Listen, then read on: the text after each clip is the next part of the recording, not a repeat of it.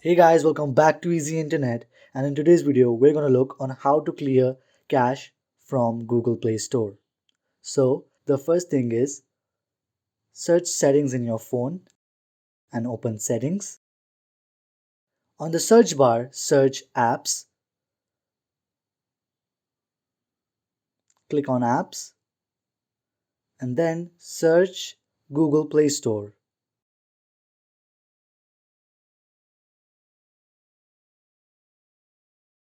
Click on Google Play Store